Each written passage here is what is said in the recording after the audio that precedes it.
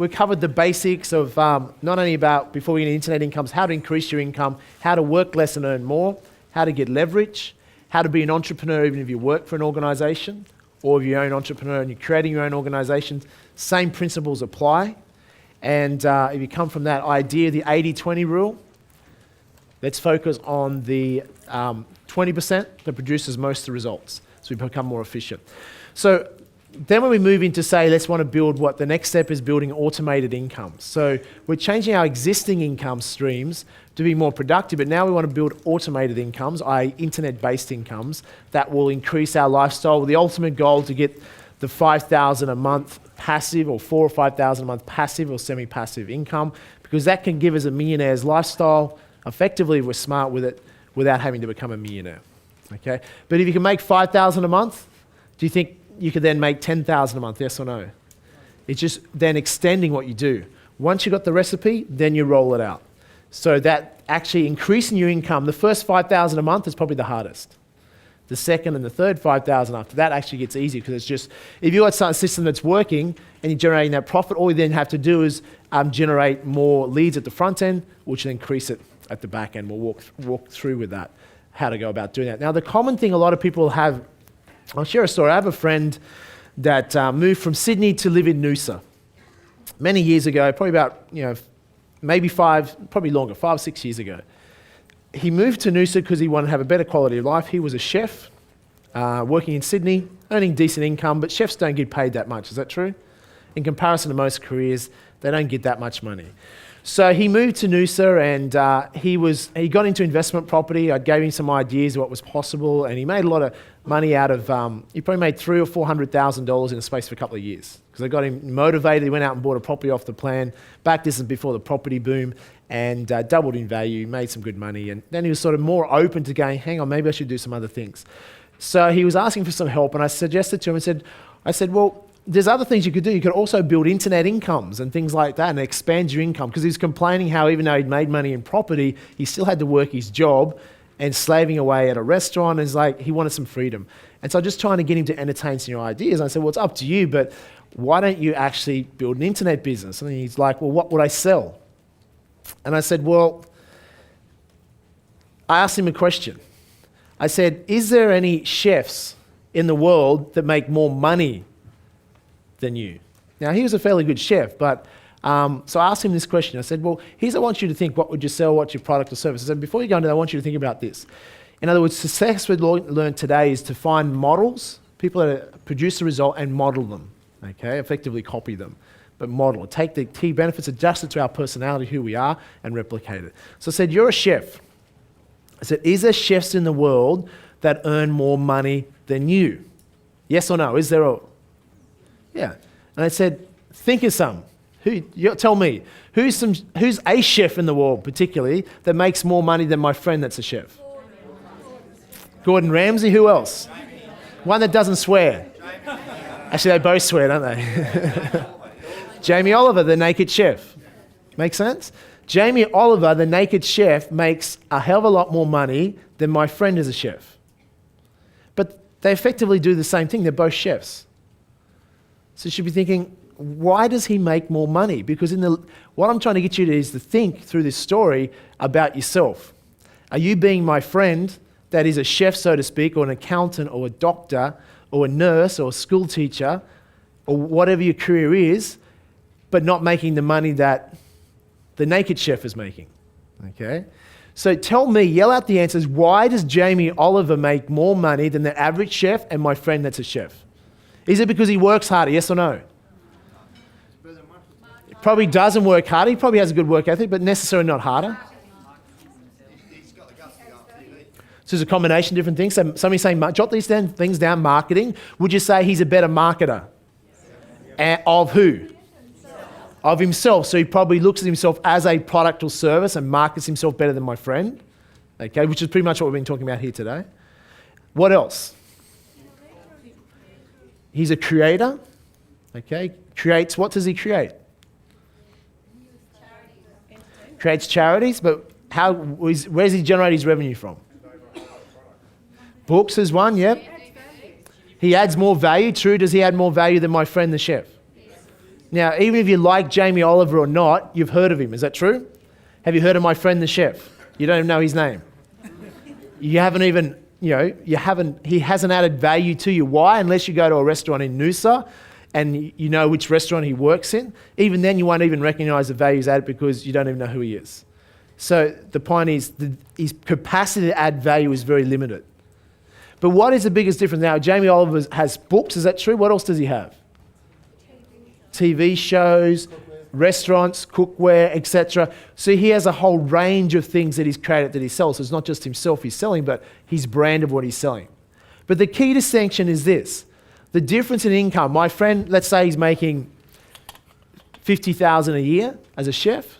Probably a little bit more these days, but Jamie Oliver, I don't know how much he makes, but he probably makes anywhere maybe between $5 and $20 million a year, at a guess. He can't live on that, but it's not a bad start. Okay. Now, is he working 200,000 times harder? No, we know that. So there's a good key for some of you too, that thinking hard work is the key to success. He could possibly be working less, couldn't he? Actually, whether he works or not, it makes no difference, does it? Majority of this income, some of it might be active, but I dare say 99% of that income is what? Passive to semi-passive. There's big clues, what we've been talking about here today. And the biggest distinction is, what is my friend selling? He's selling time. He's working per hour. Makes sense? He's selling his time. Jamie Oliver, is he selling his time? Well, in the cases where he is selling his time, let's say he has to appear on a TV show, he's selling his time, but is he getting a lot more? He's certainly getting a lot more leverage on the time he does sell, but most of the time, most of his income, when you buy a Jamie Oliver branded cookware, does he have to be there to sell it to you? No, he'd have the leverage of maybe 1,000 outlets around the world, or 10,000 are selling for him. So their resources, their staff, their capital is working for him to sell that, and he's getting a percentage of that. The difference is he's selling a what? He's selling a result. Is that true? Product or service, effectively a result. So therefore, his income is almost unlimited. Is that true? He could perhaps double to $40 million a year as an example. Much larger, but doesn't require any more time. So the shift in thinking that we've been talking about this morning, and now going to relate that to how we do this on the internet, etc. There's a definitive shift there. But you could say they're both chefs. So often people say, well, what product or service will I have? The first place to look at is yourself first. What skills do you already have that you could better leverage, better exploit? Jamie Oliver may not even be any better chef than my friend. He's not 200,000 times better if he is. He might be marginally better, or they might be actually equal as chefs, as far as being able to prepare food and make a meal. So they could have the same skill set. So I'm suggesting here right now, there is people that are not as smart as you, that are perhaps dumber than some of you, and a hell of a lot richer. Do you realize that? That should make you mad. There is people out there that are not as smart as you, that are a hell of a lot richer than you. That should make you mad. But they're doing things in a slightly different way and getting a better result. Now, the thing that annoys us most, if we're academics and went to university for 3 or 6 years and we were told that was the key to success, and then we see people that dropped out of school then become multimillionaires. It just doesn't correlate, does it? But often the skill set or things has got nothing to do with academics and got nothing to do with intelligence. If intelligence was the key to becoming wealthy, then there'll be a hell of a lot more people that would be wealthier. Does it make sense? It's often not intelligence. It is something, common sense. But common sense, but also strategy. They're doing something remarkably different. Both chefs, very big difference in outcome. So I suggested to my friend, so he said the naked chef, and I said, so what can you learn from that? What does he do differently? And he started going to his limiting belief pattern. He would go, yeah, and I suggested maybe you could start a website. I said, think about this. Could you build a website part-time? Do you love being a chef? And he goes, yeah, it's my passion. But I said, I guess it gets a bit mundane at times and you're a bit over it at times. But I said, your passion is to cook, and that part you like. What you don't like is you have to work in a restaurant and slave away. That's the part you don't like. So I said, you already have a skill set. How can you better leverage that skill set to increase your income? I said, here's your worst case scenario. You could start a website. You could learn about internet marketing. You could create yourself a product or service around your skill set. I said, have you ever wanted to write a cookbook? He said, I've always had an idea to write a cookbook. I've just never got around to it. Once again, he's too busy making a living to actually get rich. So I said, well, why don't you actually make those things happen? I said, even if you don't know how to write a cookbook, other people will do it for you, okay? Or you could do it. I said, if you treat it even as a hobby, part-time, you actually had a video of you being videoed to cook and explain how to cook, because I said there's a lot of people out there that actually think they're intelligent but have no idea how to cook a meal, including myself, okay? I have no idea how to cook. It's a skill set I haven't learned. And why don't I know how to cook? Because I've never put the time and effort in to learn. I've always delegated, outsourced, okay?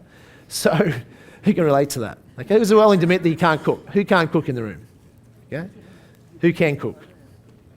A lot of people, okay. So the point being, I said there's people out there that don't have the skill set that you could reach. So choose your target market. So here's, as I share this with you, think about this. And the story, by the way, is not about my friend. This story is about who?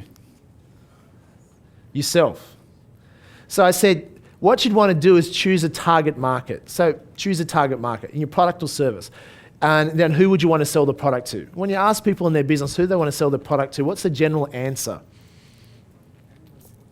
Everyone. That's not correct though, is it? That's a sign of a failed business straight away. You want to sell to everyone. Be something for everyone. It's not going to happen.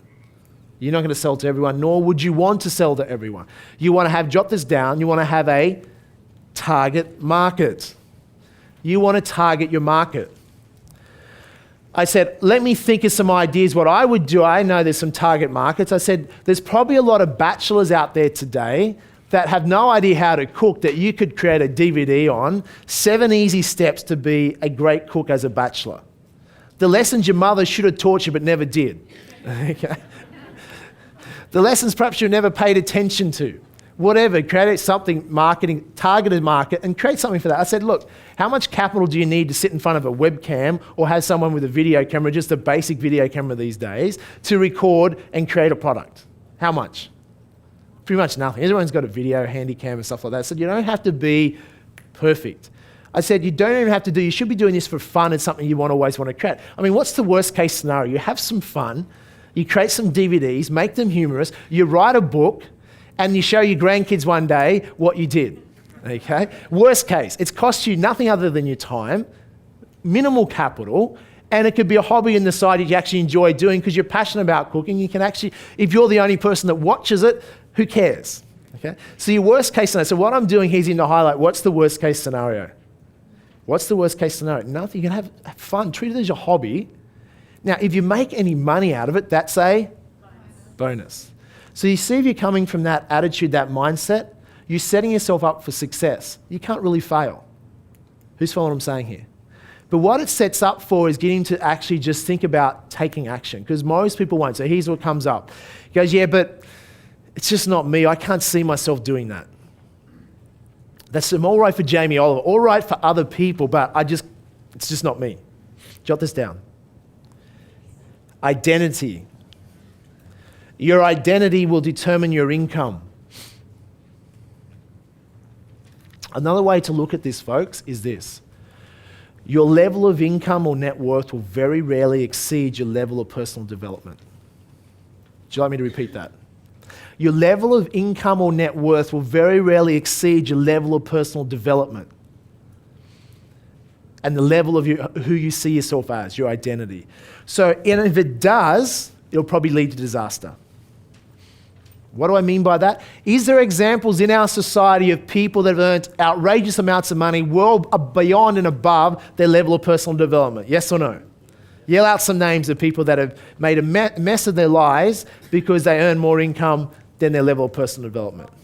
Britney Spears. Britney Spears would be a classic one. Okay, Michael Jackson. Tyson. Who, sorry? Tyson. Mike Tyson. Can't hear, sorry. Mike Tyson. Oh, Mike Tyson, yes, Mike Tyson. Yes, very good example. Do we have some NRL and AFL stars, often young people earn a lot of money, well beyond their level of their financial intelligence, definitely their level of personal development, rock stars, sports stars. You see that all the time. They have more money than they actually had the ability. So they might have had a talent, but they've had a manager or someone that's built their income up for them and leveraged through that.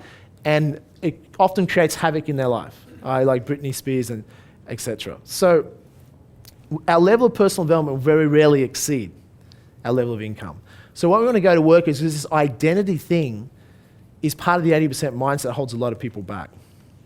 So for him, he was pushing up against the boundaries of who he sees himself as. Most people see themselves as by what job they do. They have a very small, limited identity. Jot this down. Expand your identity and expand your income. If you expand your identity of who you see yourself as, you'll expand your level of income. Make sense? If you have a very small, narrow identity, or only one identity of yourself, you will limit yourself. He saw himself as a chef, but not a chef extraordinaire. Not a chef that could write books. Not a chef that could create DVDs. Not a chef that could impart and make a difference and add a lot of value. He just saw himself as a typical average chef. And as a result, wherever he sees himself as that, he's going to earn the typical average salary of a typical chef. Making sense? Where Jamie Oliver, has his identity of himself grown and expanded? Yes or no? Massively. Where now he's comfortable at that level of success. But if someone said before he reached that level of success in his career, this is what's going to happen, he wouldn't have believed it was possible. So you don't even necessarily have to believe it's possible. You just have to expand and allow the possibilities. In other words, get started and take action. So what stops most people, they don't see themselves as something, they won't even do anything about it. So my friend could have done something about it. But to this day, guess what? He hasn't. He's still complaining about being a chef. Sad, isn't it? When he has equal talent, no doubt, to Jamie Oliver. Jamie Oliver, 1,000 times more successful. Now, if my friend had started on that journey, would he necessarily become as successful as Jamie Oliver? Yes or no? But once again, what if he only achieved 1% of that success? What if all he achieved after, I think this is 4 or 5 years ago now, do you think he was actually really committed and learning about internet marketing? By now, he would have figured out a way to make at least some money online over 4 or 5 years? Some of you going, I hope so. You would have thought that obviously would have increased his odds in his favor, definitely that he would have been able to diversify and increase his income streams, yes or no?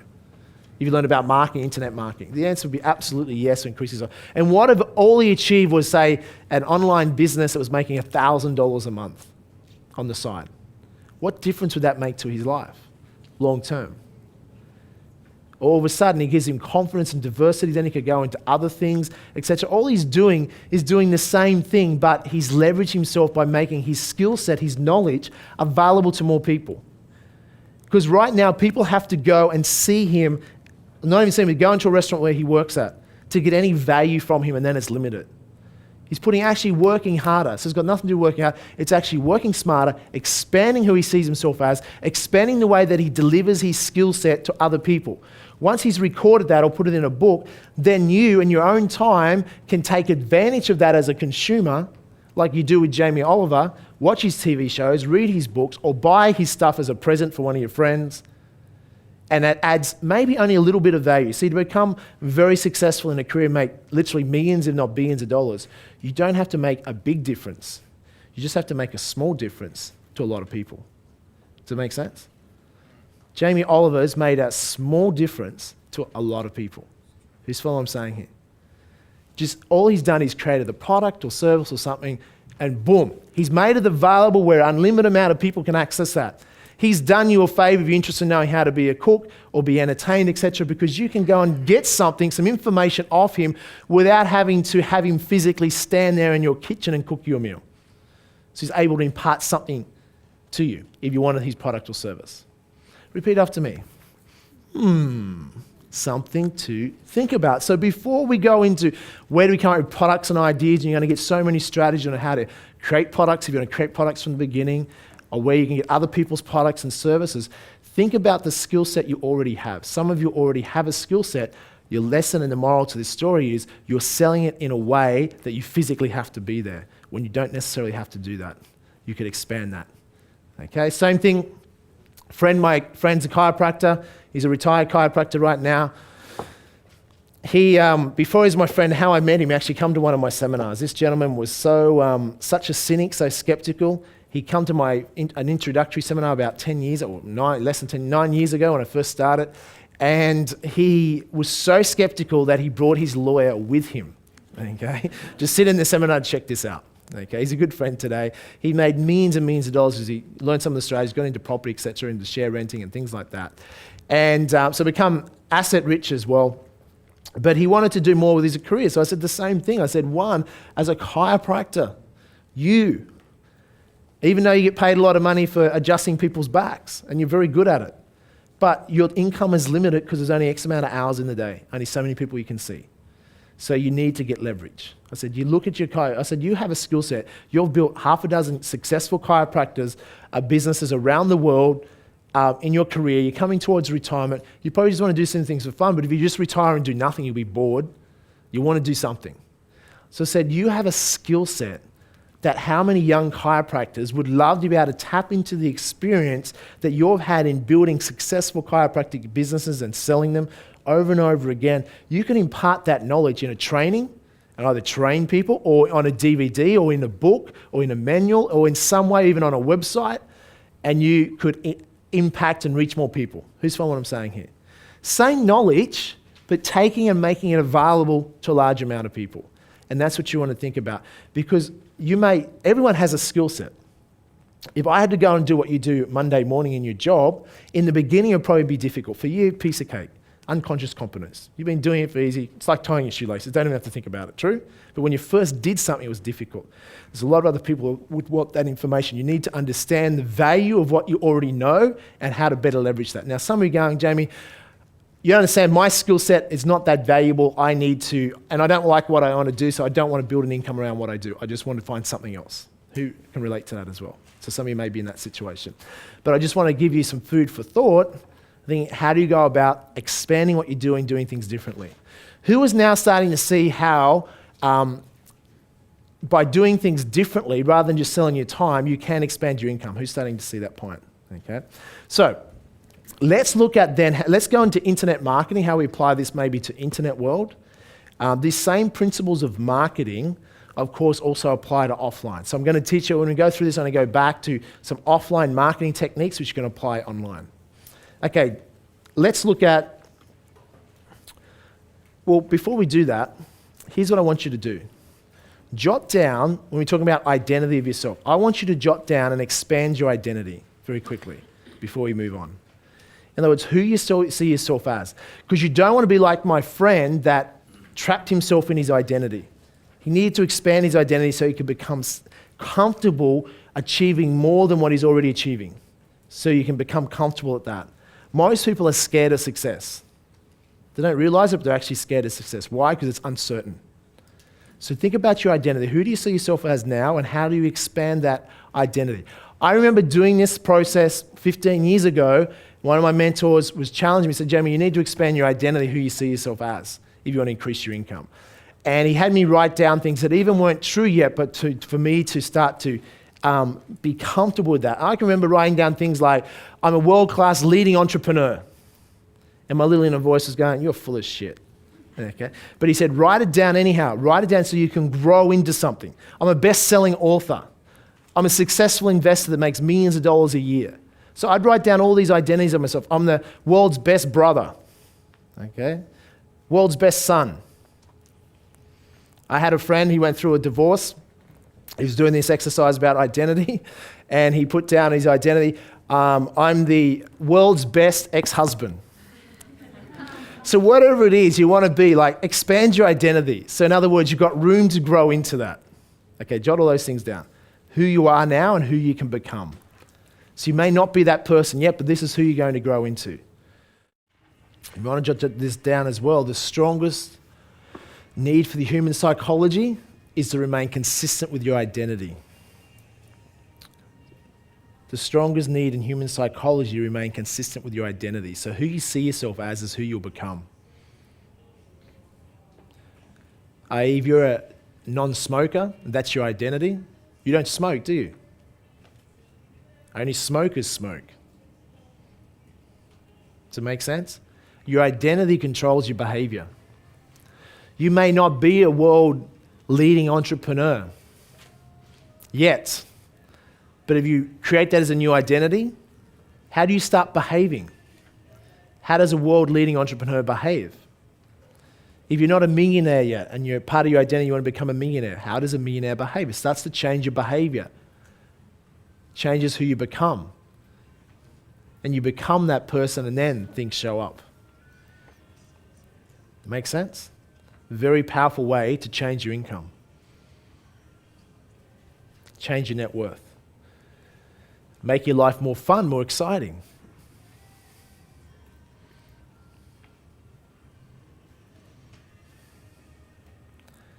Because how would the world's greatest mother behave differently to just another mum? There's a shift in behavior, isn't there? There's a shift in standards. The world's greatest father. The world's greatest sister. All the different roles you have in your life. By creating these new expanded identities, all of a sudden you grow into them, you raise your standards, you hold you to a higher standard.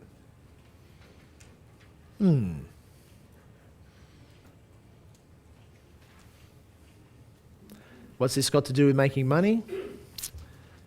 Everything. Take care of these things, expand your identity. The strategies and the mechanics of making the money become a hell of a lot easier. Ignore these things, and then you have a lot more frustration. Why isn't this working? Why am I not rich yet?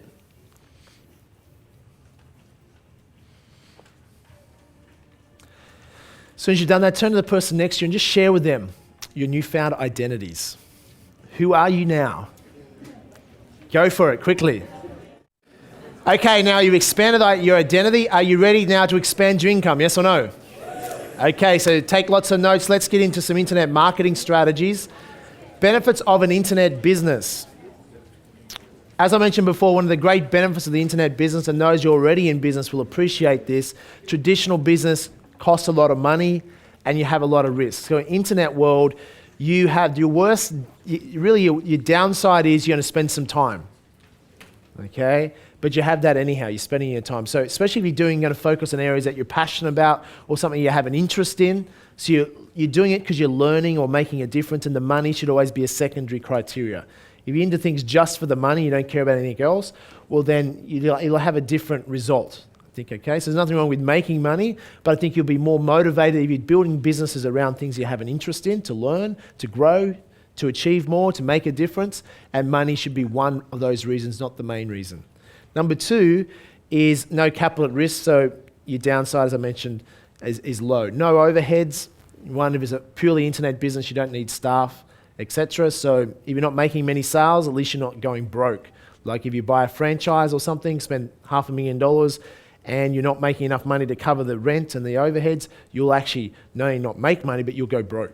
You'll lose a lot of money and have at risk. So a lot of people in traditional business are very stressed because of that. Here, don't make any money, well, it's not costing you anything.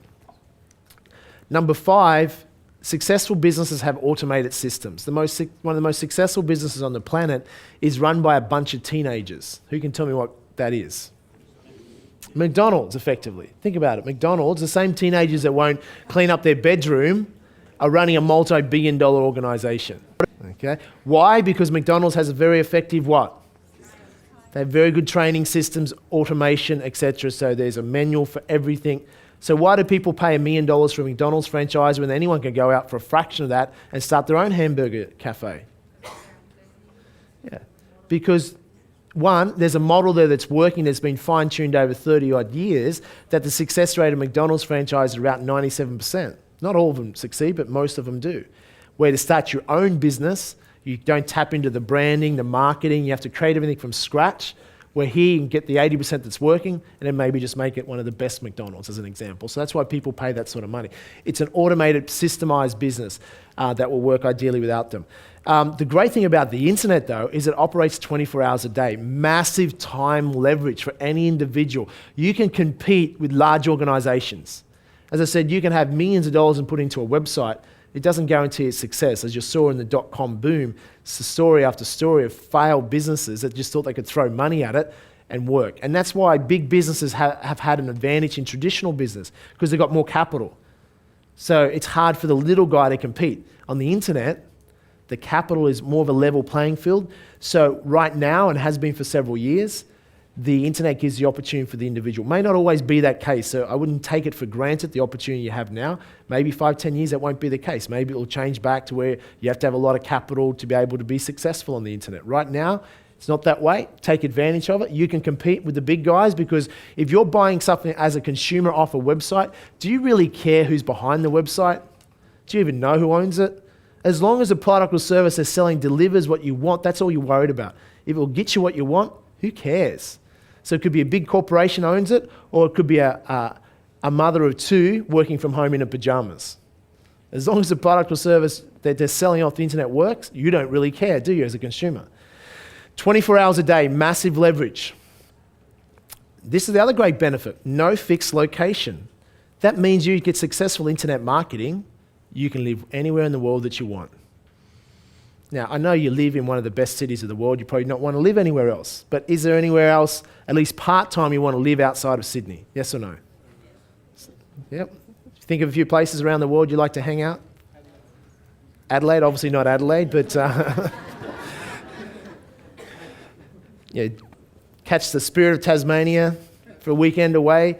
So this is important too as far as quality of lifestyle. Like Sydney is one of the most expensive cities in the world to live as far as property prices versus income. And as great a city as it is very expensive to live in. So if you can work from anywhere in the world, you can actually then live in an area that's much cheaper to live. Like the Gold Coast is much cheaper than, say, Sydney.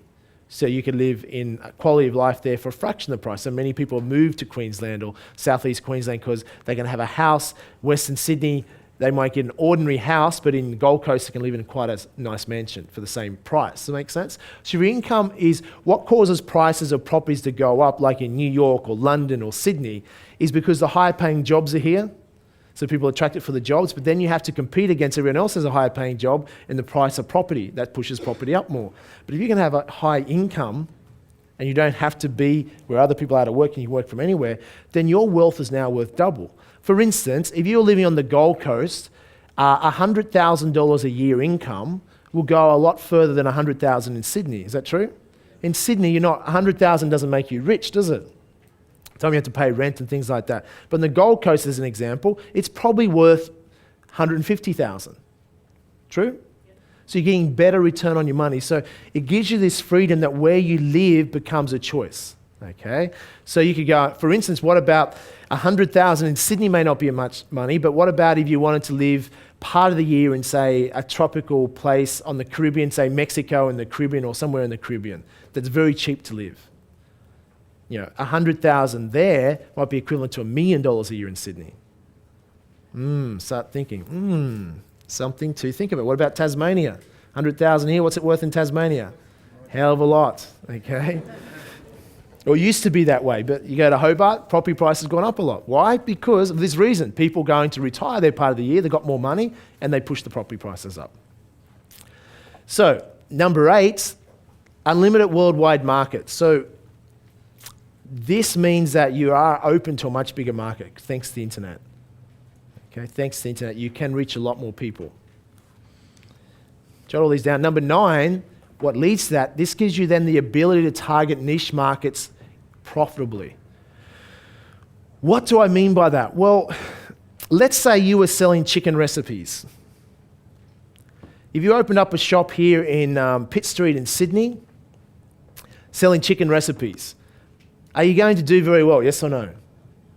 Well, no, because there's probably not enough people going to walk by to make a chicken recipe reseller successful. But on the internet, could you actually make money out of chicken recipes, yes or no? Well, even if you don't know, what it means that there's a big enough market out there worldwide of people that might be interested in chicken recipes that you can target that niche profitably via the internet. So a lot of products have been successful, have been products that are so out there you wouldn't even consider because on a small scale wouldn't be profitable, but in a big world market that you can target, all of a sudden becomes profitable. So you learn a lot of examples by the speakers over the weekend of different products they've been able to target. They'll actually will teach you how to find out whether there's a demand for a product before you even launch it. Is that a good idea? Most people do it the wrong way. They create a product or service, they invent something, they've got the best idea, they fall in love with their idea or product. You realize that's not what you want to do. It's not whether you think it's a great product, the best product, it's whether other people think it's the best. You can have the best mousetrap, doesn't guarantee success, does it? You've seen many successful products, or what could have been successful products, great products, never succeed because people don't find out about them. And you see other products that are fairly crap that become hugely successful because they've had better marketing. So the ideal world is to have a good product and good marketing. Okay, so what you want to do is don't spend the 80-20 rule, same thing. Same thing with websites. If you're building websites, is it a good idea to pay someone, or if you're doing it yourself, to spend a heap of time building a website in detail and then going, well, maybe that doesn't work?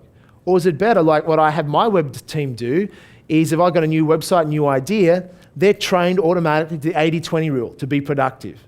So rather than build 6 different websites and then come to me with which ones do I like, that would take a long time. They'll create 6 templates, as an example, very quickly. Doesn't take a lot of time, and then I can pick which template I like that one, and they proceed with detail and build one really good website. That saves building 6 and only using 1. Who's following what I'm saying here? So just being smart about what we want to do. So in other words, but what you want to do as far as demand is find a product or service that there's already a demand there. Is the demand for something, create a product or service, or get a product or service to meet that market. You already know there's a market for it. Don't spend all this time, years of building a product, and then there's no market for it. And you've wasted years, or you've wasted hundreds of thousands on capital on something that's not going to sell. Find out quickly there's a market for it up front before you invest too much time. Or you can actually do, if you're very clever on the internet, you can actually even sell products before you've actually created them. Most people don't think of that. You can actually, a lot of cases, you can create a product, see there's demand for it, so you don't even create it, you actually sell something first. If there's enough buyers, then you go and create the product. Make sense? Because then you're only going to waste time creating the product if there is already demand for that. Making sense? So that way you don't spend much time or energy on putting the effort into creating something until you already know there's going to be a market for it. So number 10, this is what's great about the internet, is high profit margins, up to 100%. You can earn up to 100% profit margins on an internet business. Is that good?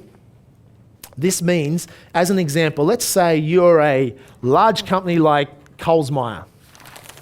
Now, I don't know what Coles Myer turns over, maybe $3, $4, $5 billion a year. But let's say it only turned over $1 billion a year. Their profit margins, I don't know what they are this year, but most of those large retail stores like Coles Myer are making about less than a 3% profit margin. So very narrow margin. The difference between going broke or making profit, a very fine line. They have to be very careful what they do. Now, David Jones has been more successful. Their profit margin is about 4, maybe 5%. But still not that much more. So you look at that. Now, you have to, if you're only making 3%, to make $100,000 a year profit on a business, for instance, if you're only making 3%, how much would you have to sell? Anyone got a calculator? 97 times that, basically.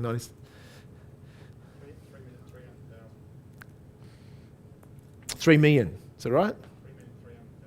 3,300,000. To make 100,000 at a 3% margin. Does that make sense? What if you're making 100% margin? How much do you have to sell? It's easy. Everyone should know that one. All you have to sell on the internet is 100,000 a year.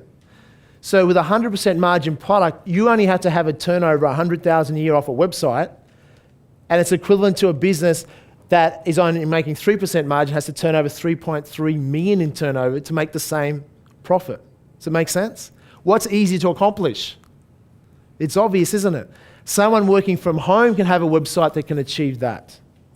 Versus, that's a fairly significant business, 3.3 million, generally be a lot of staff involved, etc., overhead, and narrow profit margin. Making sense?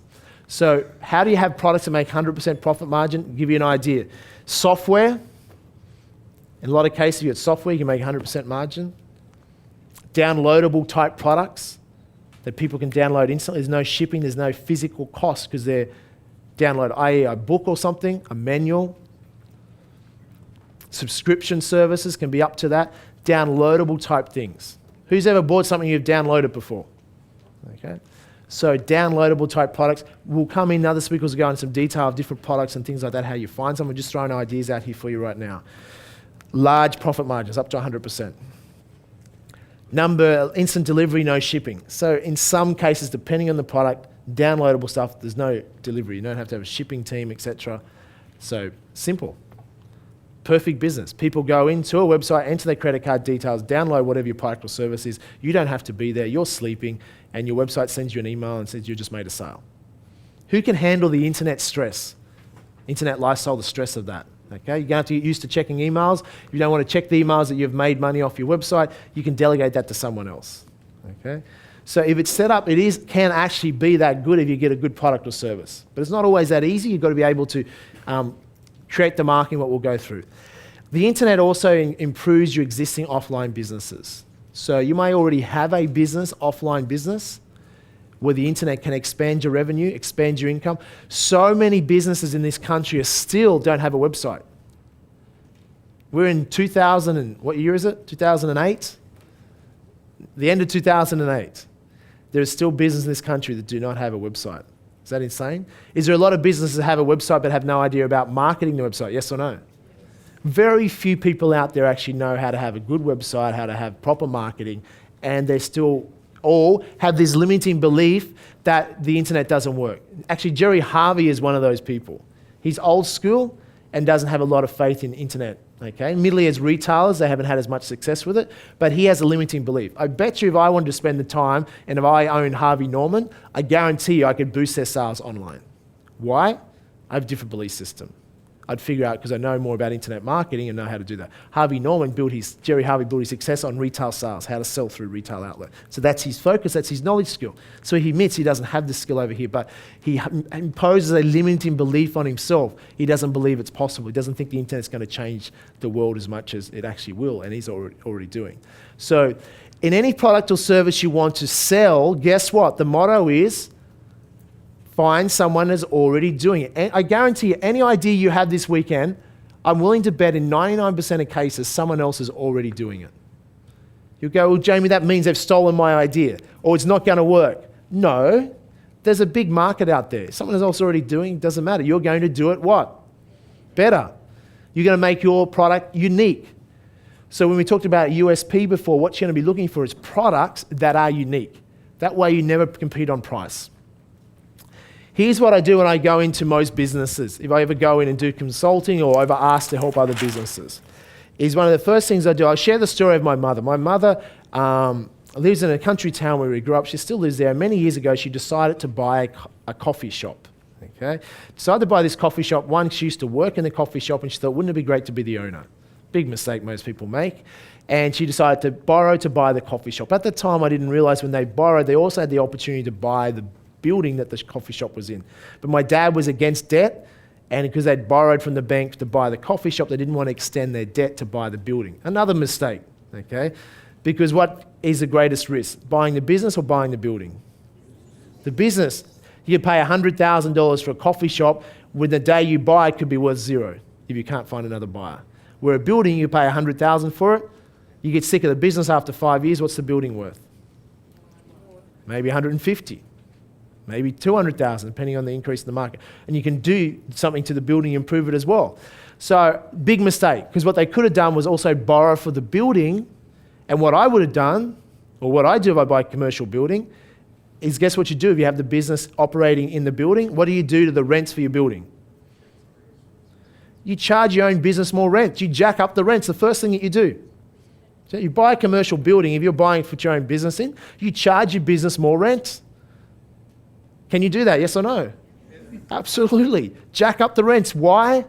Because a commercial building is valued on the rent, predominantly on it's different to residential property, but even residential properties partly contribute to the rent in terms of its value. Commercial property is 90% based on its rental value. Just jack up the rents. So I said, Mum and Dad, that's what you could have done. You should have borrowed for the building, jacked up the rents, because even if the business doesn't make any money, which most of them don't, small coffee shops, then at least it's paying a higher rent. You got a higher value on your business, and you can borrow more against it and invest it elsewhere. Or you can then flog the building off to someone else. It's worth more to them because you're paying more rent. Okay? But they didn't do that. It was another mistake they made. So anyhow, in the beginning, she's very passionate, loving her coffee shop, but after a while, working 6 days a week for no paycheck, where before she was working for a paycheck, starts to get stressful. In other words, because she was paying everyone else first. Another mistake most people in business make, they don't pay themselves first. And I've been guilty of this mistake as well. And you just got to get tough and you sort of say, who do you pay this first? You. People say, well, but in the beginning, the business has to make a profit. Doesn't change the rules. You must pay yourself first. Why? Would you go and work for another company right now and the owner goes, doing it tough, it's a tough time out there, I'll pay you in 6 months. Would you go, yeah, no problem, I understand it's tough times right now, don't pay me any money, 6 months is fine. Who would do that? Anyone? If you would, come work for me. I'll find plenty of work for you and we'll fix you up one day, okay? You're not going to do that. You're not going to do that for someone else you work for, but you'll do it for yourself when you go work for yourself. Why? You should always pay yourself first. You must do that in business. So if you're going to go into a business, you're going to spend time in it, you're going to say, your time is worth X amount of money. You have to be paid. Otherwise, I'm not going to do it. Yeah, but I want to make profits down. Sure, but you want to set it up so you're making enough money, you're paid yourself first. So she wasn't paying herself first, she was paying everyone else, stress, working hard and not making any money. So eventually she come to me because she wouldn't listen to my advice in the beginning, even though I get paid millions of dollars a year to dish out my advice. My mother thought she wouldn't ask for it, okay? Eventually she had enough pain that she'd ask for my advice, okay? So I said, well, Mum, if it was me and the business was struggling, etc., I said if it was me, I would do things differently and I'd make that business profitable. But I'd do things differently. And I will give you some ideas of what you can do, but I doubt whether you'll follow through, because most people won't. Because you won't do the obvious things that are simple. Would you like to know what I advised her to do with that business? It's very simple. First thing I said to do, and I don't have to be an expert on making coffee.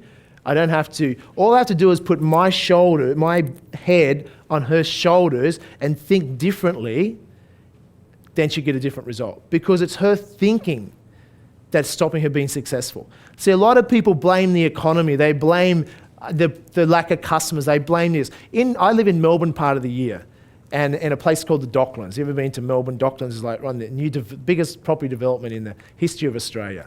And one part of Docklands there's 2 restaurants there. There's one that I go to often. I've got a good friend that owns it. He sits up to 1,500 people a day. Booming, okay? Booming. That's because I tell everyone to go there. No, I'm just kidding. But it's booming. And there's another restaurant there that's empty. I don't know how it's still operating, but hardly has any people there. Now, if you went and talked to the person that their restaurant's empty, they would say, oh, it's the location. Docklands really hasn't taken off yet. Or they'd blame, the economy's changed. They'd blame everything bar who? They wouldn't look at themselves when they are the main contributor, because why is my friend that has a booming business, same environment, similar location, same opportunity, he serves up to 1,500 a day. And also, he loves it. He loves his business. It's a passion. He's proud of his business. He actually goes, he doesn't have to be there, he goes there. He knows virtually everyone by their personal name that comes there. Very friendly, not stressed, where the other guy's stressed, freaking out, afraid of going broke, and will go broke. But blaming everything else other than changing the individual. It's usually us that has to change. Because the truth is in the what? Truth is in the results. Why will some people with the internet opportunity make an absolute fortune and other people say, oh, it doesn't work? Is the internet or the strategy that doesn't work, or is the individual? 80% of it's going to be the individual. Sure, when a global credit crisis mightn't help some industries, but we've got to adjust to what is. Whatever the economy is, we're going to focus the 80% on what we can control. So I said to her, here's the first thing you want to do, and this relates to everyone in the room. I said, the first thing I would do is I would put the prices up the next day. Increase your prices. I said, oh, that's what I would do, but I bet you don't do it. Who here has a business already? So here's my advice. Now you test and measure this. Come Monday, I want you to put your prices up. But you don't understand. Well, there may be some rare exceptions and not likely to be you. you need to put your prices up. How do I know that? Because most people undercharge. Why? Because they haven't developed themselves personally, so they don't feel they're worthy. The reason my mum subconsciously wouldn't put the prices up is like, will my customers still love me? Or will they reject me? I said, Mum, if a cup of tea in the country, let's say it's $3, and it goes to $3.30, I don't think it's going to affect the relationship that much. I said, it's insignificant to the client, but massively significant to you. I said, a lot of the people that come to your coffee shop, know you, are friends with you. If they knew that you were slaving away 6 days a week just to serve them coffee and going broke, they would feel guilty and actually pay more money. True? I said, you've got to take care of yourself. I don't mean overcharge, but here's what the motto is. Increase your prices and put more into it. Because you're making more margin, you're more relaxed, you're more happy, and you've got more time, you can improve your service. So add more value. Add more value and charge more. And people are like, well, you can't do that. Yes, you can. Who determines the price? You do. Now think about this. The price of something. People say, well, I'm going to buy always at the cheapest. Do we always buy the cheapest, yes or no? Because if you only ever want the cheapest, why didn't you take your first date, why didn't you take your partner to McDonald's? If you wanted the cheapest price and you only wanted why didn't you take your partner to McDonald's on your first date? Yeah, because it wouldn't get you the results. Is that true?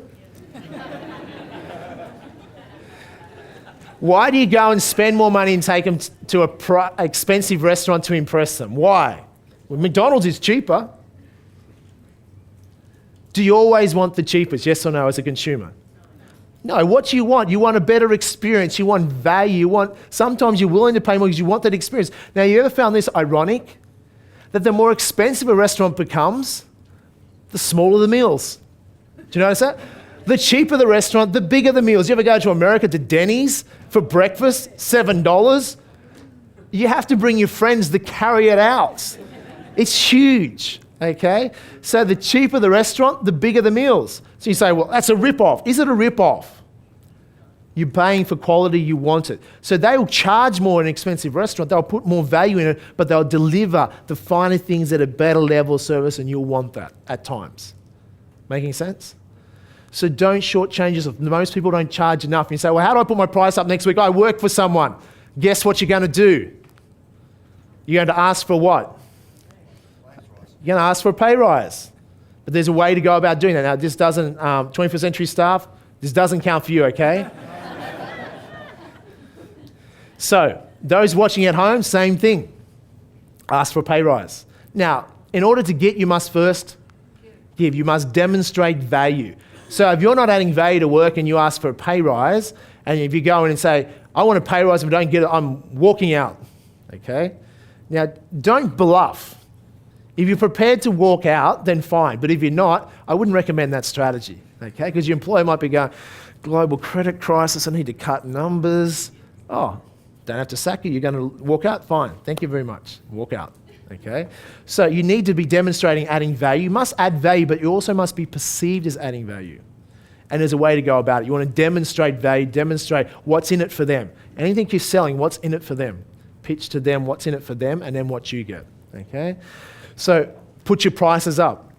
So I said to Mum, you can put your price up. This is what you've got to understand in business is this and this. When you're starting an internet business, you're going to be looking at what pricing. Top internet marketers, what they will do is they'll price test. They'll price test. In other words, they will test a product on different websites at different prices to see what sells best. And you know what? Ironically if you want to increase your sales, guess what you should do? What most people do, like times are getting tough out there, what are they thinking of doing? Jacking their prices up or jacking them down? They're looking at dropping their price to compete on price, hopefully more people will buy it. That's basically saying, I don't believe in my product or service, I'm going to lower it. Hopefully, please buy off me, beg. Make sense? It's a recipe for failure. Ironically, the world is usually the opposite of what you think. The fastest way to increase sales is, guess what? Now, there's exceptions to this, but you'd have to test and measure. The fastest way to increase your sales is to increase your prices. Don't believe me? Test it. You should test everything. Now, different products and services will vary slightly, but across the board, generally, you can say this as a statement: increase your prices, increase your sales. Why? Because perceived value. If something is too cheap, some people won't buy it. Let me give an example of this. It's an interesting example, but it's a true story. One of my cousins, she works part of the year. She's Australian, works part of the year for a multi-billionaire. This guy, you may have heard of him if you're in the art world. His gentleman's name by the name of Damien Hirst. Who's heard of Damien Hirst before? If you haven't heard of him yet, you will in the future. He may be coming out to Australia. Damien Hirst is the most successful living artist on the history of the planet. The guy's a multi-billionaire. And he, only 2 months ago in London, sold over $250 million worth of artwork in a single week. People could come to his artwork and see it. $250 million. It was in the papers, etc. The most successful living artist on the planet. Multi-billionaire from creating art. You know how he started? He was in contemporary art, so he wasn't necessarily a big-time artist. He wanted to take the piss out of the art world, basically. Literally what he did. So he decided to do this. He was going to create his first piece of art. And now most artists are poor, right? Because they're very creative, but they're not very good with money. Okay, so they're usually poor, and they will sell their artwork off because they need the money. So they're quite desperate, so they'll sell it cheaply. Most artists, not all artists. So he decided to really, what he decided to do, his first piece of art, he decided, instead of selling for a couple of $1,000, he decided to put a price tag. I can't remember the exact price tag, but it was over $1 million. Okay, he thought, I'm just going to see what art's really worth. He put over $1 million on it, and had people bid at an auction, had some silent bidders bid for the auction. Someone else was buying the artwork for himself and paid $1 million. It was really him, anyhow, buying his own artwork. But what he was doing was establishing a price for his artwork. Very clever. Okay, establishing a price for his artwork. Now, then, immediately after the auction, other art buyers around the world contacted him and paid more for that piece of art. So it sold well above $1 million of other artwork. Now it really established, because he established a benchmark price and other people now wanted it. Because if it was sold for $1,000, are the wealthiest people on the planet interested in a piece of art for $1,000, yes or no? They're not interested in price, they're interested in something of value. The value is determined by who? Who's the biggest determinant of value? Well, the seller initially. The seller can often be initially. If you put a price tag on it, all of a sudden, especially in the art world, it's worth something. Because prestige buyers aren't buying art so they can get the cheapest and nastiest art around the world. They're buying something that has value. The fact they pay $1 million for a piece of art gives it its value anyhow. Because, art is not exactly very objective. If you've seen artwork that you wouldn't pay a cent for, who's seen that? They might be worth millions of dollars, because it's all up to the individual what something is worth. A bit like business as well, though.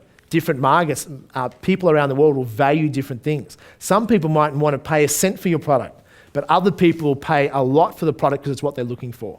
Same in the art world. So he did admit that this is what he did years later. It didn't matter, but he wanted to do that just to prove to the art world how it works. And now Damien Hirst, to buy his artwork, you'll pay literally millions, in some cases tens of millions of dollars for a single piece. Is that amazing? Okay, so the moral to the story is, put your prices up, or go into contemporary art, okay? Making sense? But here's where the difference is. What you've got to understand is this: a 10% increase on price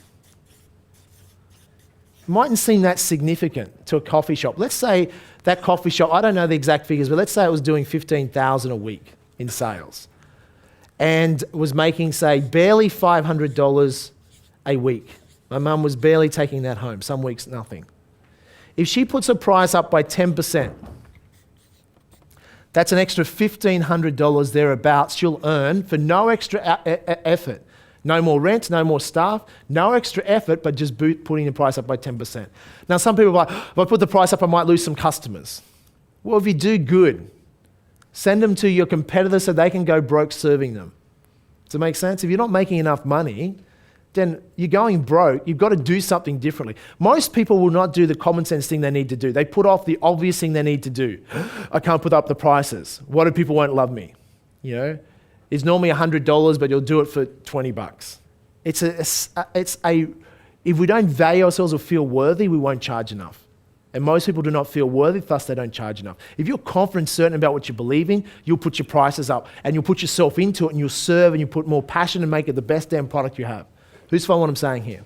So you're putting more in because people respect that in society. So 10% goes up $1,500 a week. Might have lost a few customers if she did it, very few. Okay, and the ones she did lose wouldn't really matter. So what that means at the end of the day, most of that is actually profit because all the rent, etc., is already taken out of the existing sale. So let's say 1,000 of that is extra profit because that part would be the highest profit margin. You add that onto the 500 a week she was making, all of a sudden she's making now $1,500 a week as an example. She's increased her price by 10%, but how much has increased the bottom line? From 500 to 1,500 a week, what's that? A 300% jump in profit to the bottom line? Make sense? $500 she was making, let's say out of the 1,500 increase in sales, 1,000 of that was profit. It would be a high profit margin because the rents, etc., it's just the food. 1,000 onto 1,500, okay, on 500, it's 1,500 a week she's now making versus 500. Okay? Making sense?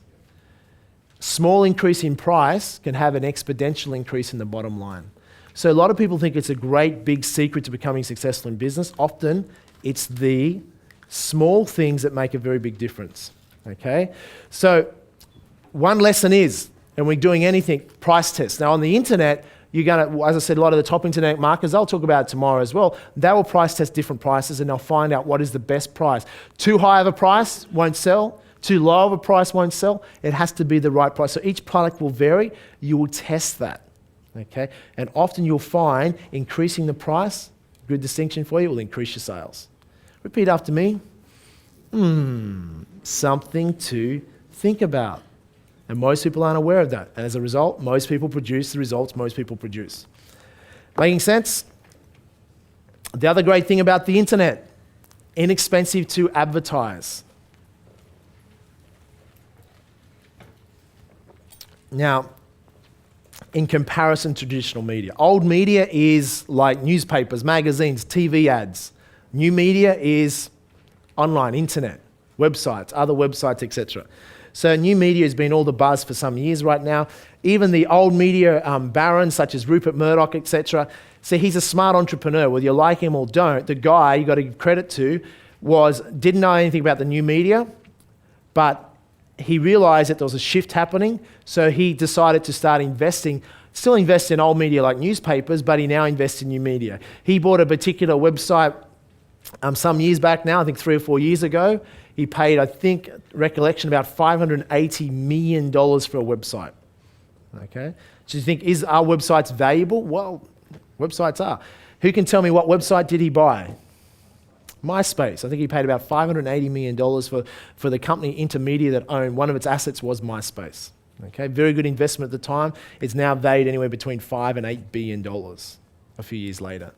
Might have dropped down a little bit in the last 6 months, but still worth a lot more than he paid for it. Microsoft was too late. They missed out on MySpace, so they went and bought 1% of Facebook. I think for $260 million or something. So almost half as much as what Murdoch paid for all the MySpace, they got in too late and paid for 1% of Facebook. And they had to pay a hell of a lot more just for 1% when Murdoch owns all of MySpace, which in the US is actually has been the market leader ahead of Facebook, and Facebook's obviously getting more popular. Who's on Facebook? Okay, so you can see how popular Facebook is. Who doesn't know what Facebook is? From one person, that's about all. So they've got massive brand exposure, is that true? That's a massive successful business. Now what is it? It's a website and it's free. Is it free to join Facebook? Pretty much free. So when you're looking at, we got to think like, we've got to find a product or service. Some of the most successful companies on the internet don't even sell their product or service. They give it to you for free, is that true? Google, how much do you pay to search on Google? You pay nothing. Hang on, Jamie, are you saying that I don't even have to be smart? I could create a product or service and just be dumb enough to give it away for free and it could become hugely successful? Absolutely. We're not looking for Einstein stuff here. Remember, you don't have to be an internet guru or computer geek, okay? You actually don't even need to know anything about computers. What you have to do is understand what consumers want and how to solve their problems. That's what you have to be focused on. Like Richard Branson, Einstein or not, all he's thinking is there industries in the world where people are getting overcharged, poor service, that I can undercut them, deliver a better service, and make a profit out of it. That's pretty much his recipe. And he's able to go in, if he can do that, he makes money. We don't have to be gurus. We just have to think, what do consumers want? What do consumers want? You should know, because guess what you are? You're a consumer. That's what you've got to start thinking. How does the consumer think? What do they want? So Google, a massively successful website, gives its service away for free. How does it make its money? Advertising. If you have a lot of traffic to a website, you can sell advertising space. So that's called the advertising model, which is very successful in the internet world. YouTube. How much is it to post a video on YouTube or whatever? It's free. But they have an advertising model. So sometimes you don't even have to be selling a product or service. You just have to have traffic. And you're going to learn a lot of different ways. What's great about the internet? There's so many different ways. Okay? Who's excited by that? Think about that. You don't have to be an Einstein. As I'm going through this and sharing these stories, you should be triggering in your mind, how can I apply that? How does that relate to me? Because anything I'm sharing actually relates to everyone in this room, even if you don't think it relates to you. Okay? Your job is to figure out, how does that relate to me? How can I benefit from that? It's up to you though. Okay. Internet profits, 3-step system. So I'm going to keep this very simple. These are the 3 key steps you must master to be successful on the internet. Then the other speakers over the course of the weekend, including tonight and tomorrow and Monday, they're going to drill down into depth on each one or two or particularly these different areas, okay? So I'll walk it through, and this is the overview, because a lot of people get into overwhelm. Just remember there's 3 main steps we're going to go through for the internet, and if you get caught up and tomorrow or one of the speakers are getting too in depth for you, just think, what step, one of these 3 steps is this speaker focusing on right now? Okay? And then that will help you chunk it down. One of the first steps we're going to have to do, which we've been talking a little bit about, we need to find a product or service to sell, or in some cases give away for free. We need to find a product or service to sell. So step 1, just jot this down. So if you don't, now some of you who in the room already has an internet business, already has a product or service, or has a product or service and you just want to know how to sell it better, who's already in that position, okay? A lot of you, 30 of you already have a product or service. The rest of you thinking, I don't have a product or service, doesn't matter, we're going to cover that, ways you can go about creating a product or service. Step number 2, once you have a product or service you want to sell, is then you need to figure out how to get traffic to your website. You have the best mousetrap in the world, but if no one knows about it, no one's going to buy it. So you're going to learn how to drive traffic to your site. Probably one of the most valuable steps to know. But incredibly simple, and some of these things you could be doing today. You could literally launch your internet business today. And number 3, once that traffic's there, you've got to be able to do something with that traffic. You need to convert that traffic to sales or some form of revenue. If you can do that, you'll make money while you sleep. 24 hours a day. In a nutshell, it's quite simple. It's focusing on those things and getting to work. Okay? So this is what we're going to go into. Find a product or service, drive traffic to site. So any of the speakers over the course of this weekend, you'll be able to go, any of the internet speakers, you'll be able to go, hang on, what area are they talking about now? A lot of them will spend a lot of time on number 2, how to drive traffic to a site. They'll spend also time, some of them, on how to find a product or service or create a product or service. Because I've taught a lot of people now about the internet. We have many members out there now. Once they learn the basics of this, they might get one website going and making money. Once they've learned out the recipe, then they just replicate that. They have a second, a third, a fourth. Some people have dozens of websites. Some are earning a little bit, some are earning a lot. But they just continue. Once you've learned the recipe, you can just roll it out. There's no limit to what you can do. It's getting the recipe right in the beginning. Okay? And that will be paper trading, which will be effectively test and measuring is what you're doing. Okay. Find a product or service. Create a product is one way to go about it. Now, I'm not going to recommend when you're first starting as an internet guru, you may not want to spend too much time on creating a product because you can spend a year or 2. I know a particular gentleman who's just spent over $1 million creating a website and a product, a software product. He spent over $1 million. He doesn't know yet whether it'll sell. Big mistake. He knows there's a market, but he doesn't know whether his product will sell. You want to hope it sells. He spent $1 million doing it. Okay, now I'm going to help him sell it because I think it's a good product, but there's no guarantee. I'm a marketer. I know how to make things sell, but if it's not a good product or it's not a product that's it might be a good product, but you still got to get it to sell. Does that make sense? You can have a great product, but it doesn't mean it's going to be successful. You still got to be able to get it to sell. And there's an art to that. And not always can you do it. You can be the best guru at something. Some products are not going to work. So what I'm going to suggest as a novice, as a virgin internet novice, if you're new to all this, don't start creating a product. You're going to shortcut it. We're going to tell you other ways to go about doing this. So leave this as an later. One of my first mentors, what he did is that he was studying the internet for month after month. For about 18 months, he did every course he could find on the internet. He studied internet marketing, how to make money online. And he's like, come to the first step. I need a product or service. And he couldn't think of a product or service.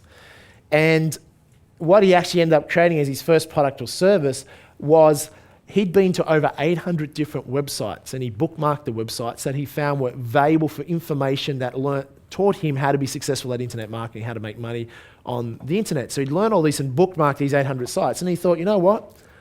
I wonder if there's other people in the world that want to save 18 months and save all the research that I've done to find out all these great sites so we can get a heap of free information that's valuable for teaching you how to market online. And out of that idea, he thought, let me ask you a question. Do you think there's other people in the world that want to save 18 months, would pay for something to access all that? That was his first product. He charged, I think it was around $100 for it. It was a downloadable product with all these bookmarks. And he applied some of the strategies he'd learned about internet marketing to be able to promote it.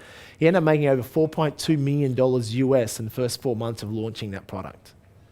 So you're saying, Jamie, he didn't even have a product, so his product was something that he got for free, repackaged it. So think about this. Often the products already exist. He's repackaged 800 websites, not the website, but actual bookmarks to go to the links to these websites that were valuable information on internet marketing, put into a product and people pay $100 to download and get all that information for $100. Why would people pay $100? Well, people are after that information to save some time. $100 to save 18 months, done. Make sense? Simple product. So while he's trying to figure out what product he's going to sell, out of that, he had a product right in front of him. Okay? Why? Because he was acting as a consumer. Wonder who else has had the same frustrations I've had trying to figure out this thing about the internet and might want to know and save themselves time.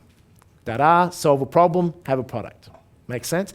The only reason it stopped after 4 months is that he's banking in America, he's a merchant facility. Now, banks are a little bit more open now with internet banking, but there's obviously security risks sometimes with internet banking. Back then in the early days, they would freak out. So a new business that starts from zero and processes $4.2 million through a website in the first 4 months, banks get a little bit nervous. So they shut him down. They shut down his merchant facilities, turned it off. Why? Because they're afraid we better check out whatever he's selling in case there's a heap of refunds. And the heap of refunds, the bank would be liable. Okay, so that was why it stopped after 4 months. Okay, but that was not a bad launch of a product. Would you agree?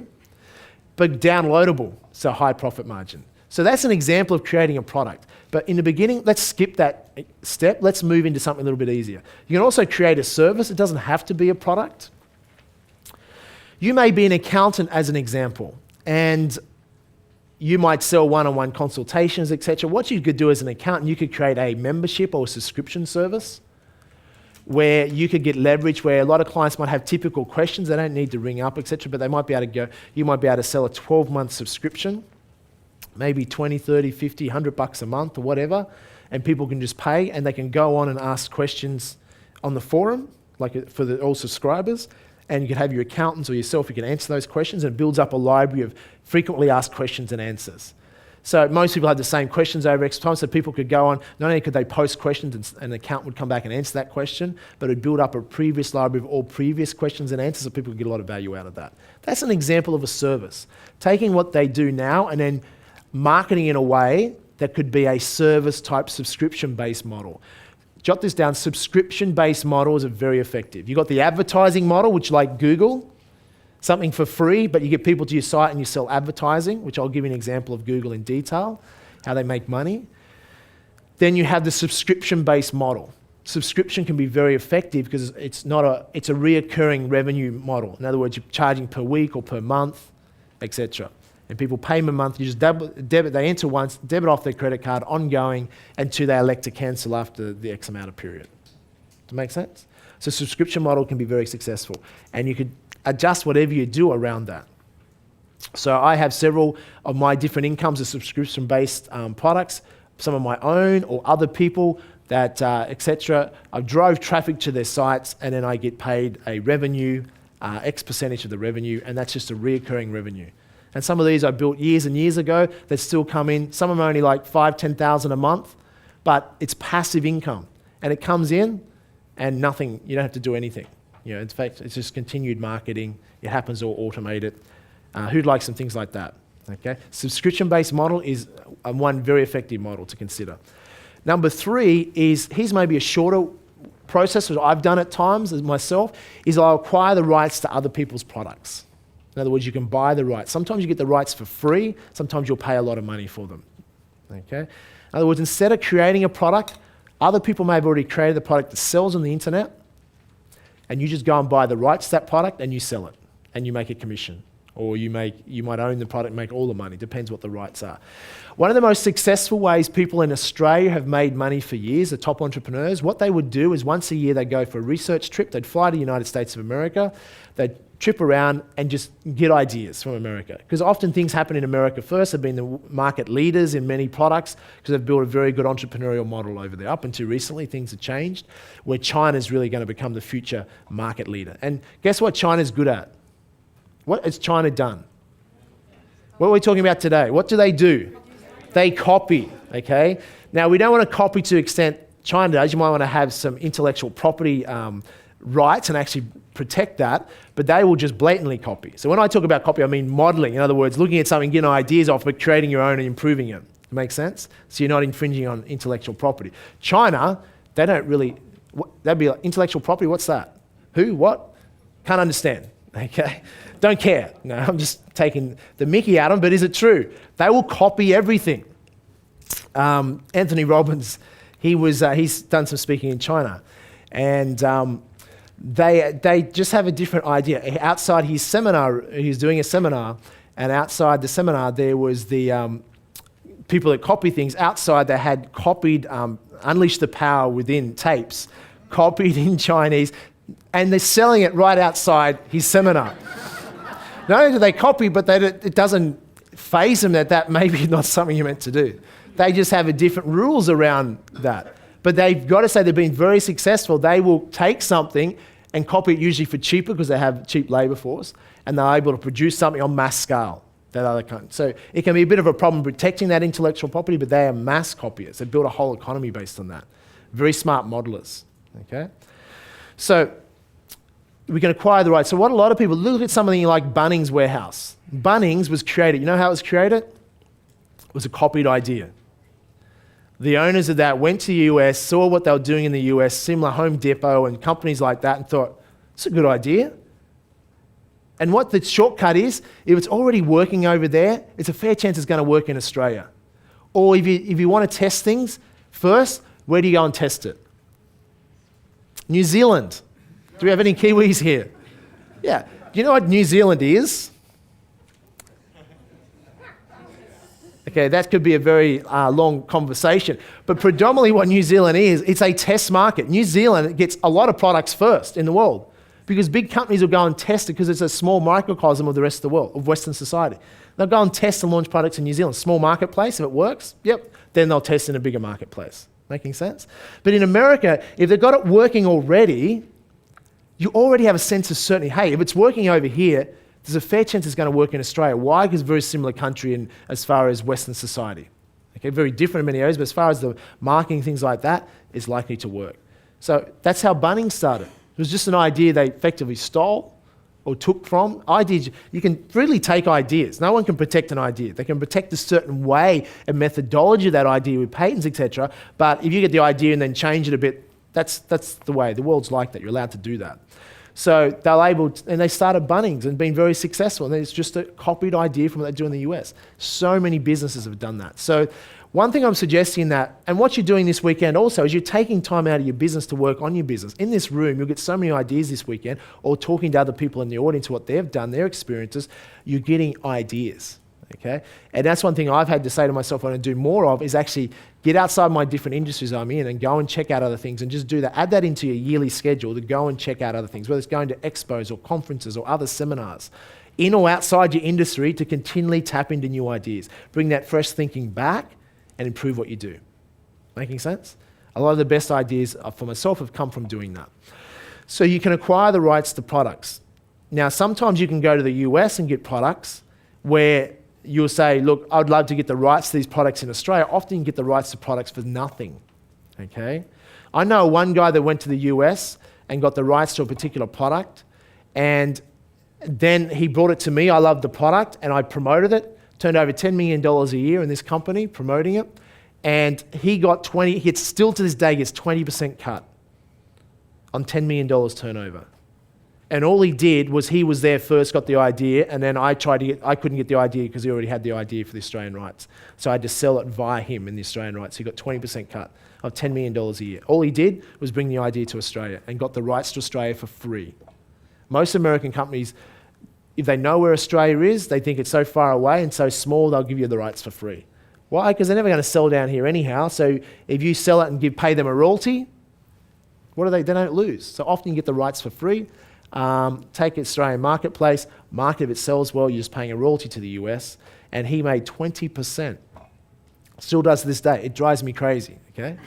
So to cut that out, I have to either go and invest money and build my own product, similar product, takes a lot of time and money, or find someone else that has a product where I can get the rights to Australia, which is exactly what I'm doing. So get a similar product, I can get the rights so I don't have to pay that 20%. Making sense? So acquiring the rights to products, or first to get the rights to products, are very good. Many products, I've gone to the US and brought a lot of good products out that have worked quite well.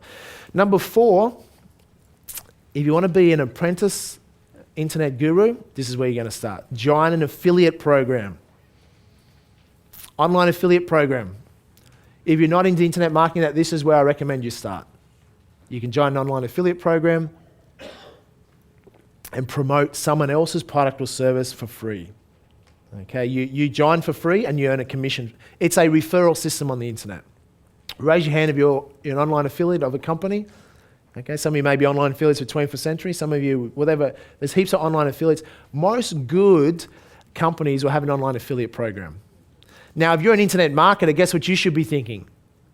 Why don't I have an online affiliate program? That's what you should be thinking. Who has their own online affiliate program? One person. So, not only is you a beginner, you should join an online affiliate program. This is how you're going to serve your apprenticeship. This is how you can start today effectively. But if you have your own website and promoting a product or service, or your own product or service, you should set up your own online affiliate program so people can join your affiliate program and sell your product or service and you pay them a commission. Does it make sense? There's one very powerful way.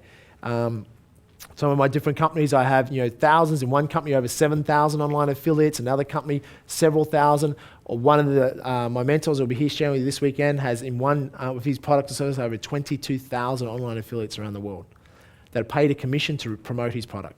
It's a massive sales force, and it can be all done online very simply with software that will track and measure all that.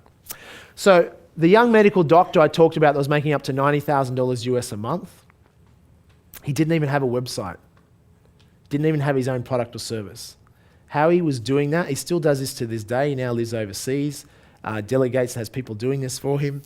He simply was joining up to online affiliate programs and what's called, jot this down, arbitrage. He was effectively arbitraging. No, I can't spell it. I'll try. Arbitrage. It's just the concept you got to get. How you spell it is irrelevant.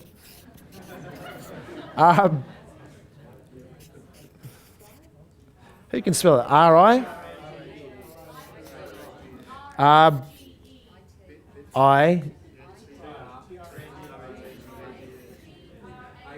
T-R-A-G-E. It is quite simple, isn't it? Arbitrage. Okay. It's not, whether you can spell it or not is irrelevant, okay? The point is, what does it mean? What I didn't learn at school but wish I had. How to spell arbitrage. One day I'd need it. So, the way that arbitrage works is this. And effectively what he was doing, he would enroll as an online affiliate. One of the examples when I asked, this is when I first met him, I had met him before, but I caught up with him when I was talking this morning, how I first got the idea about internet marketing. And what he was doing was, as an example, one of the online affiliate programs he was promoting was a cable US TV station. Okay, like in Australia we have Foxtel, subscription-based model. You pay monthly for pay TV, similar thing in the US, cable TV. And any company will pay a commission generally if you can drive them new clients. So he was driving traffic to their site via an online affiliate link. Okay, so if you go, for those who are complete novices, if you go and become an online affiliate, you can, you'd register for free through a website and they'd give you an online affiliate code. So let's say it was Foxtel as an example, you're promoting, it might be foxtel.com/PH1276. That's your particular online affiliate code. So you would promote that out to people, or you'd run ads to a banner which is linked to that. Okay? People click on that web link and it goes through to, in this case, Foxtel as an example, to their website in the US. And if people buy the subscription service for cable TV, then you're paid a commission. It's tracked that way. Making sense? It's just a referral program. So he was driving traffic via this link to their site, and as a result, that was one of the very successful ones. He was making tens of thousands of dollars a month in income, in commissions.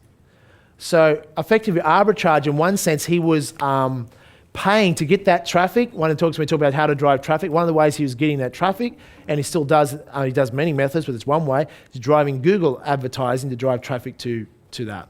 Okay? So he'd pay for the Google traffic, so it might cost him, let's say he was making $15,000 a month in commissions, but it was costing him $5,000 a month in Google advertising to drive that traffic. He was effectively arbitraging. In other words, you're spending this amount to make that amount. He was making the money in between of $10,000 in that example per month profit. Making sense? He was effectively an advertising broker, really. But the internet made that possible because what the internet did, what Google did, the old style of, for instance, when you talk about how do you deliver a better service at a better price, what Google did was in the past to advertise for a company to grow it, you'd have to run expensive newspaper ads or magazine or TV. Now that old media advertising, they charge you up front X amount of dollars, whether your ad performs or not, they don't care. They get paid up front and they couldn't care whether your ad works or not because they got their money. So it was non-performance based. Google made it performance-based advertising. So what they said is that we won't charge you up front. You can advertise with us and you'll only pay when someone clicks on your ad and goes through to your website, i.e. pay per click. That's what's called pay-per-click advertising. You only pay when someone actually clicks on your ad and goes through to their website. Far more effective and also more inexpensive. You're not paying anything up front and you can control how much you pay. Because Google solved the biggest problem was not only one, they solved two problems. They needed to get a lot of traffic. So to solve that, they needed a great product. Their product was you could search for anything in the world and find it quickly. And they gave that product away for free, even though it would cost them literally billions to deliver that product to you. But they give it to you for free. Why? Because they look after the consumer is happy, you'll keep coming there. And then when you come there, you'll search and you'll click on advertising because you don't even know it's advertising or care it's advertising, you just want something. And you'll click on that. So they solved a second problem. Their second problem is they solved the old advertising, old media model, which was flawed, which was expensive, was ineffective, where newspapers and etc. are ripping off the advertising, basically charging for something without really delivering value to a degree. And they solved that problem, so then advertisers could now advertise for a fraction of the cost and direct targeted advertising. As a result, many people moved on to spend a lot of money advertising on Google, and Google become this small company within a decade, become one of the most successful companies ever in the history of the planet. Make sense? Very successful because of that. So they solved a problem there. So arbitrage is the profit in between. They're spending 5,000, making 15, in between there's 10,000 profit. That's just one concept of arbitraging. Repeat after me. Something to think about. Are you saying he doesn't even have a product or service. He doesn't even have his own website. He's making up to $90,000 US a month promoting someone else's or numerous other products. And he has it on an automated model. Absolutely. That's one way to make a lot of money on the internet. You say, well, Jamie, why don't you have him here to share with us this weekend? Okay, because he's too busy making money. You can't get him to come. But we do have him on DVD. So you'll actually be able to, those members in the room tomorrow night, when you finish up, we finish up tomorrow, you'll be able to grab your internet and home study set, which you get for free as a member. He's actually on that. Now, he's not a professional speaker, but he has a lot of knowledge. So he's very technical, but he explains how he does that. Now, obviously, the internet changes by the month, so there's always fine-tuning, and what may have worked a few years ago has been amended now, but the fundamentals still work. It's a matter of changing that. Some of the other speakers will talk about it anyhow. Okay? If you're not a member and want to learn more about that particular strategy as far as on the internet, you can also buy the Internet and Business Home Study as well, okay, and study that at home, that and other speakers.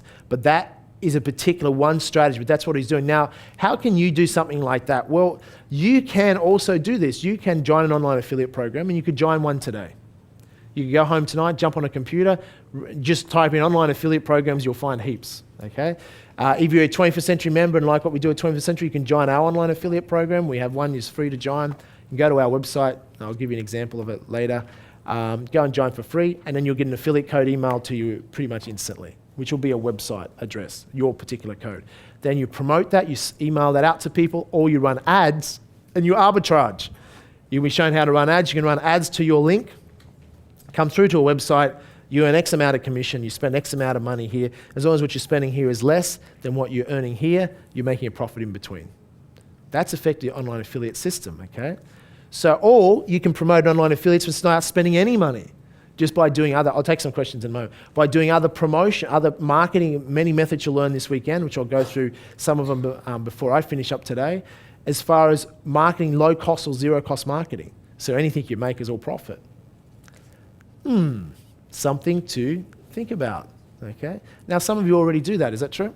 Okay. Now, if all you ever did, some people, that's all they ever do is just do online affiliate programs. Never build a website, never create a product, just promoting someone else's product or service. And they can do many products and services, okay? So, making sense? The other way you earn income is get paid for online advertising from your site, i.e. what Google does, or what many sites do. People come into their website, you've got a lot of traffic, you might allow ads to run on your site. You might say, well, Jamie, how do I get ads to run on my site? One way you can do that is jot this down, is Google AdSense.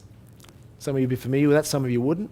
In other words, Google will run ads on your site for you. They'll do all that, and every time someone clicks on one of those ads of Google that's on your site, Google will pay you a commission. So people could be clicking on the ads all the time. So some systems are out there where you just build websites to get traffic to people to click on advertise. You become an advertising site, effectively. People come to your site for basic information, whatever you're giving away for free information. You're replicating effectively what Google did. Free service, free information. People come to their site and they'll click on ads. So they click on those ads. Every time they click on the ads, let's say, and I'll give you an example in a moment. Let's say you have a website. And down here, you'll see, this might be your website, but you allow ads. Google can opt in for Google AdSense. How do you do this? Go to a computer tonight or next week. Go to Google and click on. I'll have. Would you like to advertise with Google? Okay, or would you like to have advertisements placed on Google AdSense? Is for advertisements to be placed on your website. Google AdWords is for you to place ads on other people's websites or around Google so you can get traffic to your site. So there's two things you can do here. One, you can place ads to drive traffic to your site, which I'm going to walk you through in a moment. The other thing you do is have Google AdSense, where they'll place ads on your site. So eventually when you have a website, this is your website, and as a result, people can come to your website and they might see an ad here by an advertiser. They'll click on that, go off to the advertiser's website, and as a result of that, let's say Google then charges this advertiser, say $1 per click, then they may send 60 cents as an example, depends what the commission they're paying. They usually pay majority of it to the advertisers. They're very generous. That's why they've got a very successful model, because they know of advertising making money. then they're allowed to run more, they'll get more ads shown everywhere, and you say get 60 cents a click. So every time someone clicks on, you're making money. Who likes the idea of that? Okay? There is many people in the world today, that's all they do, and they make a full-time income from that. But if you're only making $500 a month, $1,000 a month, or what if you had a website, you're only making $100 a month, but you have 10 websites? 10 times 100 is $1,000 a month passive income, or semi-passive. What's that worth to you? Now you start to see, once you get the recipe, you can roll that out. Okay, and that's what my friend did. He rolled that out in a very big way. So there's many ways. Some of the speakers will go in and show you some of these different methodologies in some detail how they did that. Okay, who's starting to get excited?